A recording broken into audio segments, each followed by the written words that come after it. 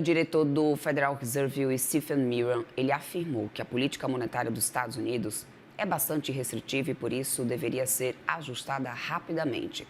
O Alexandre Matias, que é estrategista-chefe da Monte Bravo, é quem explica agora melhor como que o mercado, tem recebido essas declarações nesse momento. Antes de mais nada, Alexandre, muito bom dia para você. Bem-vindo sempre aqui, meu querido, à nossa programação. Bom dia. O foco do mercado, apesar de ter muita turbulência, muita notícia, muito ruído, o foco do mercado é realmente qual o espaço que o Fed tem para cortar juros e seguir no ciclo que ele iniciou agora em setembro, né. Uhum. E aí para isso é fundamental observar 2 coisas. A inflação, a gente vai ter daqui a pouquinho o PCI, se espera um número de 2,7 e 2,9 para o núcleo, que traz um impacto limitado das tarifas na inflação. Então, enquanto você tiver essa configuração que o choque tarifário está tendo um impacto menor do que o esperado, enquanto o mercado de trabalho está enfraquecendo, o Fed vai dar prioridade ao enfraquecimento do mercado de trabalho e vai seguir cortando.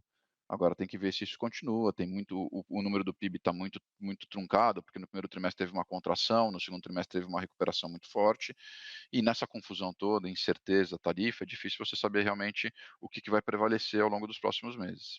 Pois é, inclusive eu quero entender do teu ponto de vista, Alexandre, qual que é o maior risco nesse momento, né, de acelerar demais esse processo? É reacender pressões inflacionárias ainda maiores ou acabar freando a atividade econômica de forma muito abrupta? Tem muita discussão sobre isso, né, você vê que até o próprio comitê está dividido.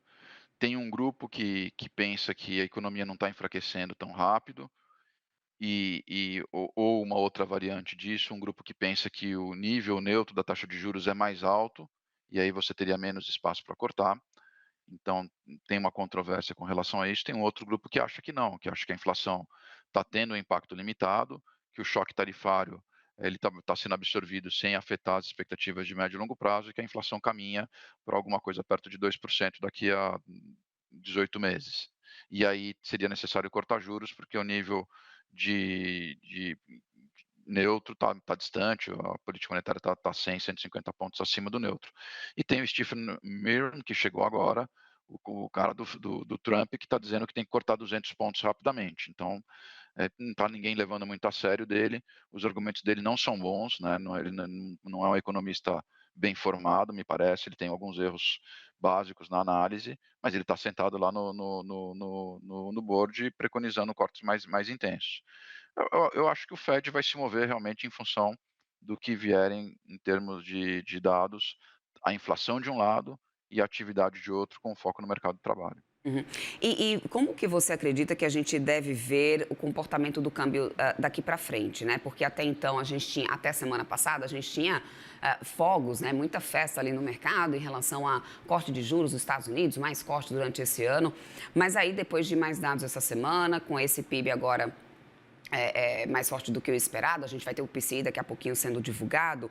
A gente já tinha o dólar oscilando bastante, né? E aí, no final disso, agora, esse PIB sendo divulgado. Em relação à moeda americana, em relação às emergentes, frente às emergentes, principalmente ao real.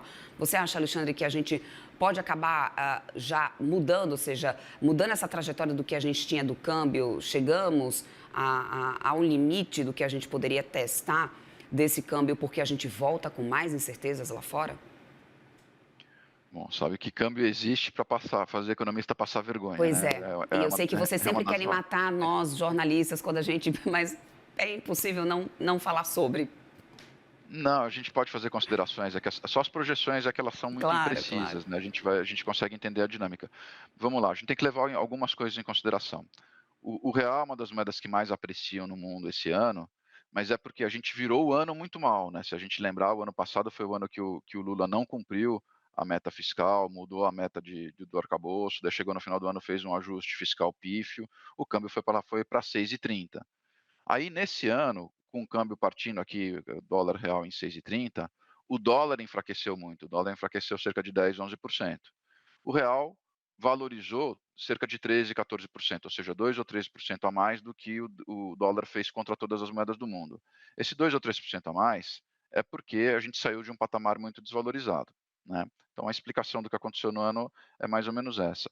E na margem, o real continua flutuando de acordo com o que acontece com o DXY, com as demais moedas emergentes.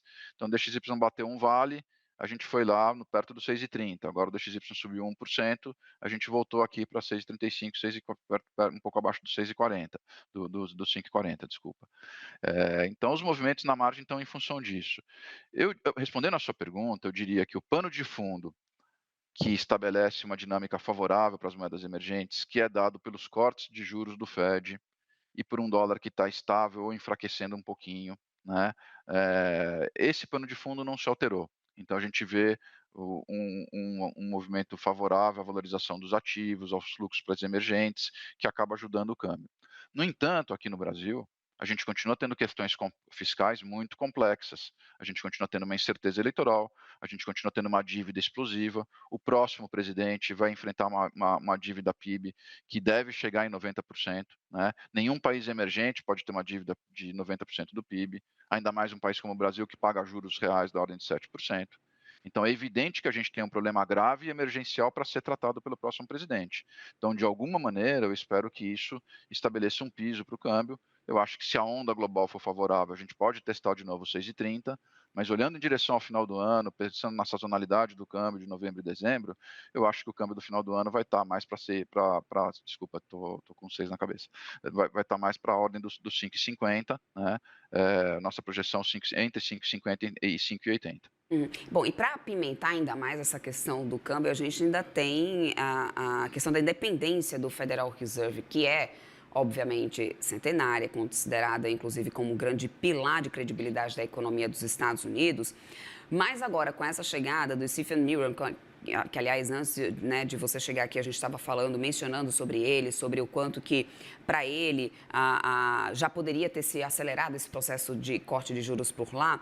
Ele é um indicado alinhado ao presidente e eu quero entender se, na tua visão agora, a gente pode ter essa discussão em torno da independência do Federal Reserve, afetando ainda mais esses riscos e esses ruídos atrelados à política monetária americana, Alexandre, porque foi uma mudança, é uma mudança clara de visão entre os diretores e a gente teve no gráfico de pontos, acho que isso muito bem exemplificado na última decisão do Federal Reserve, né, com apenas aquele pontinho ali que era provavelmente referente ao de Stephen Miller, que via ali juros muito mais baixos do que qualquer outro diretor do Federal Reserve.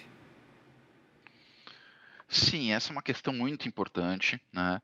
Eu diria até que se a gente pensar na desinstitucionalização que o Trump está promovendo, vai muito além da política monetária, muito além do Fed, né. Então a gente está vivendo um momento em que os limites da democracia estão sendo testados, né. O Trump tem ele foi eleito com um poder muito grande, né, maioria na Câmara, maioria no Senado, maioria na Suprema Corte, né, e ele está tendo uma atuação muito incisiva que está testando justamente os limites dos freios e contrapesos que constroem uma democracia, né. Então, é uma questão para ficar atento. A gente viveu isso aqui no Brasil, né, o próprio presidente Lula atacou muito o presidente do Banco Central anterior, eh, e isso nunca funciona bem, né.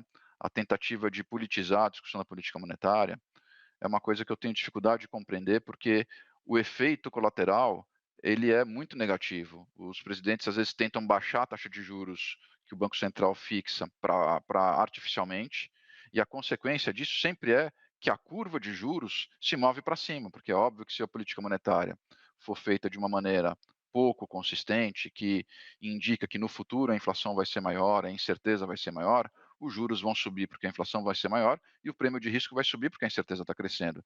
E o mundo não vive de Selic nem de Fed Funds, o mundo vive das taxas de juros a termo. Então, esse tipo de conduta, ele é muito deletério para os próprios interesses que a gente imagina que os políticos estão tentando fazer. Dito isso, o mercado nesse momento considera que o Fed ele está relativamente isolado, tanto pelas decisões da Suprema Corte, quanto pelo fato de que a decisão do Fed ela é muito técnica, em mudar um comitê que tem 12 votantes, um ou duas pessoas não vai alterar a maioria. Então, tanto porque o processo é técnico, quanto porque a maioria ainda é muito técnica, o comitê é muito qualificado, não vai ser um ou dois indicados que têm menos autonomia e agem mais em função dos interesses políticos que vai mudar a conduta. mas isso é uma coisa que interfere no prêmio de risco, a gente percebe pela inclinação, né, a gente olha para o 20 anos e para o 30 anos, a inclinação 10 com 20, 10 com 30, ela tem subido, que é um marcador de risco importante, e acho que um dos fatores que está empurrando é exatamente esse que a gente está discutindo. Perfeito, Alexandre. Quero muito agradecer tua participação aqui conosco. Conversamos com o Alexandre Matias, estrategista, chefe da Monte Bravo, que explicou para a gente bastante aqui agora, né, sobre os impactos dessa questão da política monetária dos Estados Unidos. Agradeço sempre. Uma ótima sexta-feira para você, bom final de semana e até uma próxima. Boa sexta, bom final de semana também. Até mais.